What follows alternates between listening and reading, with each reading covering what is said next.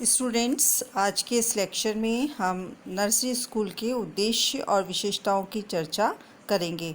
इससे पूर्व का जो हमारा सत्र था उसमें हमने नर्सरी स्कूल का अर्थ देखा था और उसका क्या जो है वो इतिहास है और उसका क्या महत्व है, इसके बारे में हमने चर्चा की थी। आज हम देखते हैं बच्चों कि नर्सरी स्कूल जो है उसके उद्देश्य क्या हैं या बालशाला के उद्देश्य क्या हैं। तो पहला जो उद्देश्य है इसका वो है बालक की अच्छी शारीरिक बनावट उचित एवं पर्याप्त मांसपेशियों के एकीकरण तथा आधारीय क्रियात्मक कौशल का विकास करना। एक बच्चा जब नर्सरी स्कूल में प्रवेश लेता है तो वह बहुत छोटा एवं अपरिपक्व होता है। वह चलते अथवा दौड़ते समय गिर जाता है। वह बिना सहारे के सीढ़ियाँ भी नहीं चढ़ सकता है। उसकी मांसपेशियाँ भी पूर्णतः विकसित नहीं होती हैं। नर्सरी स्कूल में बालक की मांसपेशियों का अधिकतम विकास हो सके, इसके लिए पर्याप्त बाहरी खेलों के उपकरण, जिन्हें हम आउटडोर इक्विपमेंट्स कहते हैं, उन्हें प्रदान करने चाहिए। बालशाला में चढ़ने उतरने के लिए, कूदने फिसलने के लिए, झूलने तथा पानी में कीड़ा करने आदि गतिविधियों के लिए पर्याप्त अवसर जो है वो मिलने चाहिए। इन सब गतिविधियों को करने से बच्चों में आधारीय क्रियात्मक कौशल की योग्यता आ जाती है एवं मांसपेशियों का पर्याप्त विकास होता है। इसी प्रकार नर्सरी स्कूल में उन्हें चीरने फाड़ने, काटने, चिपकाने, चित्रकारी, धागे में मोती पिरोना आदि क्रियाकलाप भी बहुत ज़्यादा करवाए जाने चाहिए। इस प्रकार उनकी सूक्ष्म मांसपेशियों के एकीकरण का विकास होता है। जो बच्चों हमने फर्स्ट ईयर में पढ़ा था, फाइन मस्कुलर कोऑर्डिनेशन, उसका विकास जो है वो इन एक्टिविटीज़ के माध्यम से होता है। दूसरा जो इसका उद्देश्य है वो है बालकों में अच्छी स्वास्थ्य संबंधी आदतें विकसित करना एवं आधारीय कौशल का निर्माण करना, जो उनके व्यक्तिगत समायोजन के लिए आवश्यक हैं, जैसे स्वयं कपड़े पहनना, शौच जाना, भोजन ग्रहण करना आदि। बच्चों को दांतों की सफाई की आवश्यकता, बालों में कंघी करना अथवा नहाना आदि के विषय में बातचीत के द्वारा अथवा कहानियों एवं कठपुतली के खेलों के द्वारा बतलाया जाता है। इस प्रकार की गतिविधियों एवं बातचीत से बालकों में उचित स्वास्थ्य संबंधी आदतें विकसित करने में सहायता मिलती है। इसके बाद नेक्स्ट जो इसका उद्देश्य है वो है बालक में वांछित सामाजिक अभिवृत्तियाँ तथा शिष्टाचार का विकास करना तथा स्वस्थ सामूहिक सहभागिता को प्रोत्साहित करना। बालक में उसके अधिकारों के प्रति चेतना जागृत करना, सहयोग की भावना का विकास करना, बांटने की या शेयर करने की आदत जो है वो विकसित करना, जो उसके सामाजिक विकास के लिए जो है वो आवश्यक है। नेक्स्ट जो इसका उद्देश्य है वो है नर्सरी स्कूल में शिक्षा का एक उद्देश्य बालकों में संवेगात्मक परिपक्वता का विकास करना भी है। बच्चों को संवेगों की अभिव्यक्ति करना, समझाना, स्वीकार करना तथा भावनाओं एवं संवेगों को नियंत्रित करने के लिए मार्गदर्शन दिया जाता है। बच्चा जब स्कूल जाना प्रारंभ करता है तो उसमें संवेगों को नियंत्रित करने की क्षमता नहीं होती है। वह बहुधा चीखता है, चिल्लाता है, वह अपनी बारी आने का इंतज़ार नहीं कर पाता है, किंतु शिक्षक द्वारा उचित एवं सावधानीपूर्ण ढंग से व्यवहार करने पर उसमें बालशाला छोड़ने के समय तक संवेगात्मक नियंत्रण करने की जो क्षमता है वो आ जाती है।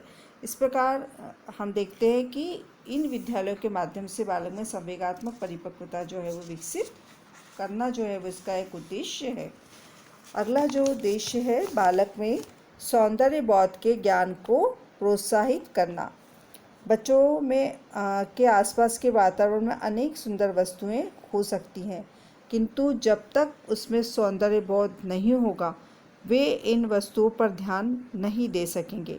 उदाहरण के लिए बच्चों को वातावरण की सुंदरता को जानने के लिए प्रोत्साहन जो है वो दिया जाता है, जैसे खूबसूरत फूल, रंगीन तितलियाँ या कोई सुंदर दृश्य। बालकों में इनके प्रति जागरूकता लाने एवं ध्यान आकर्षित करने के लिए शिक्षक संगीत बजाते हैं अथवा बच्चों को सुंदर कलात्मक नमूना जो है वो दिखाते हैं। इससे बालकों में सौंदर्य बोध जो है वो जागृत होता है। नेक्स्ट जो उद्देश्य है वो है नर्सरी स्कूल में शिक्षा का उद्देश्य बालक में उसके आसपास के वातावरण के संबंध में बौद्धिक जिज्ञासा को प्रोत्साहित करना तथा जिस दुनिया में वह रहता है उसे समझने में सहायता प्रदान करना एवं बालक को निरीक्षण, परीक्षण एवं प्रयोग करने के अवसर देकर नई रुचियां उत्पन्न करना एवं प्रोत्साहित करना। एक छोटा बालक जो होता है वो बहुत जिज्ञासु होता है तथा वह हमेशा प्रश्न पूछता रहता है। उसकी जिज्ञासा की संतुष्टि इस बात पर निर्भर करती है कि उसके द्वारा पूछे गए प्रश्न का उत्तर किस प्रकार दिया जाता है। यदि बालक को उचित प्रकार से समझाया जाता है तो वह कई बातें जो है वो समझ जाता है। इसी प्रकार बालकों को खोजने, प्रयोग करने तथा स्वयं का निष्कर्ष निकालने के लिए प्रोत्साहित करते रहना चाहिए और उनके उत्तर जो है वो इस प्रकार से दिए जाएं कि वो संतुष्ट हो सके। लास्ट जो है इसका जो है बालक को स्वतंत्र होने के लिए प्रोत्साहन देना तथा उनकी सृजनात्मकता के लिए पर्याप्त अवसर देना जिससे वे स्वयं को अभिव्यक्त कर सकें। चित्रकारी, नृत्य, संगीत, नाटक, कठपुतली के खेलों के द्वारा बालक को स्वयं को अभिव्यक्त करने के लिए उत्साहित किया जाता है तथा इस प्रकार गतिविधियों के द्वारा बालक में बंद किए हुए संवेग, दबाव तथा तनाव की अभिव्यक्ति होती है।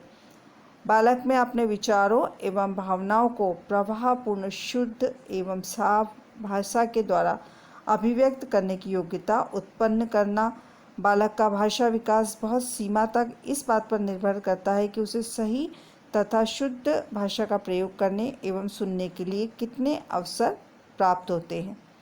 कहानी की किताबें पढ़ने, खुली बातचीत, कठपुतली के खेल आदि के द्वारा बच्चों का नए शब्दों से परिचय होता है तथा बार बार इन शब्दों का प्रयोग होने से वे उनके शब्दकोश का हिस्सा बन जाते हैं। नर्सरी स्कूल में बच्चों को समूह में बातचीत करने के लिए, उनके अनुभवों का वर्णन करने के लिए तथा कहानी बनाकर सुनाने के लिए प्रोत्साहित किया जाता है। इससे न केवल उनके शब्दकोश का विकास होता है वरन उनकी भाषा भी शुद्ध तथा साफ होती है। प्राथमिक विद्यालय में सफलता प्राप्त करने के लिए बालक का जो शब्द ज्ञान होता है उसका अच्छा होना जो है वो बहुत आवश्यक है। इस प्रकार हम देखते हैं कि ये कोई भी नर्सरी स्कूल जो चलाया जाता है वो इन उद्देश्यों को ध्यान में जो है वो रखा जाना चाहिए। इसके बाद हम देखते हैं कि बालशाला की क्या विशेषताएं होती हैं या एक अच्छा जो नर्सरी स्कूल है उसके क्या फीचर्स होंगे। पहला है एक आदर्श बालशाला में बालकों की देखरेख तथा शिक्षण में खेल, खिलौनों तथा विभिन्न क्रियाकलापों के माध्यम से अर्जित होने वाले अनुभवों को आधार बनाया जाता है। दूसरी जो इसकी विशेषता है वो है बालक के स्वस्थ एवं सर्वांगीण शारीरिक, मानसिक, सामाजिक, चारित्रिक तथा व्यक्तित्व विकास के लिए खेल, खिलौने तथा विभिन्न उपकरणों एवं व्यवहारिक क्रियाकलापों का व्यापक, प्रभावी एवं महत्वपूर्ण उपयोग किया जाता है। अर्थात बालक के सर्वांगीण विकास की ओर जो है वो ध्यान दिया जाता है। तीसरी जो विशेषता है इसकी वो है एक आदर्श बालशाला की विशेषता होती है कि बालशाला का जो स्थान होता है वो प्राकृतिक सौंदर्य से युक्त खुले वातावरण में होता है। भवन में खुली, स्वच्छ, ताज़ी हवा एवं धूप और अच्छा जो है वो वेंटिलेशन या संवातन की जो व्यवस्था होना चाहिए। बालशाला के आसपास जो है वो खेल का मैदान भी होना चाहिए और बहुत गंदगी या इस तरह की जो है वो वातावरण वहाँ का नहीं होना चाहिए।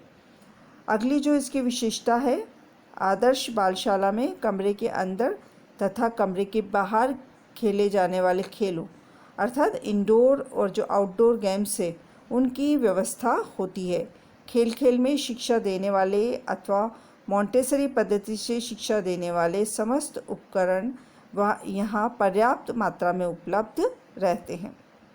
फिफ्थ जो विशेषता है इसकी, बालशाला में प्रत्येक 10 छात्र छात्राओं के समूह पर 2 शिक्षिकाएं अथवा 1 शिक्षक एवं 1 शिक्षिका रहते हैं। यहाँ कार्यरत सभी शिक्षक शिक्षिकाएं पूर्व प्राथमिक स्तर के शिक्षण के लिए जो अनुभवी होते हैं। जो 6 नंबर की जो विशेषता है, बालशाला में आने वाले बालकों तथा कार्यरत शिक्षक शिक्षिकाओं के मध्य घनिष्ठ आत्मीय संबंध होता है। यहाँ यह प्रयत्न किया जाता है कि बालक को कभी यह अनुभव न होने दिया जाए कि वे अपने घर, माता पिता या अभिभावकों से दूर या अलग हैं। अर्थात वहाँ पर जो है वे एक तरह से भावनात्मक संबंध विकसित किया जाता है और इसी तरह का जो है वो माहौल तैयार किया जाता है। और जो लास्ट इसकी एक विशेषता है, एक आदर्श बालशाला की विशेषता यह है कि यहाँ बच्चों को वो सभी सुविधाएं मिलती हैं जो उन्हें अपने घरों में प्रायः नहीं मिल पाती हैं, जैसे ढेर सारे खिलौने, हम उम्र साथियों का साथ, खेलने का मैदान, झूले, फिसल पट्टियाँ आदि तथा ऐसा वातावरण उन्हें मिलता है जो उनको शारीरिक, मानसिक एवं सामाजिक संवेगात्मक विकास में जो है वो सहायता प्रदान करता है। तो ये तो हुई बच्चों बालशाला की क्या विशेषताएं, या हम कहें कि एक अच्छे नर्सरी स्कूल की जो है वो क्या विशेषता है। तो बच्चों आज के लेक्चर में हमने इसके क्या ऑब्जेक्टिव्स हैं नर्सरी स्कूल या बालशाला के, और इसकी क्या विशेषता है, इनका अध्ययन किया। नर्सरी स्कूल के ही अगले जो टॉपिक हैं उनका अध्ययन जो है वो हम अपने नेक्स्ट लेक्चर में करेंगे। धन्यवाद।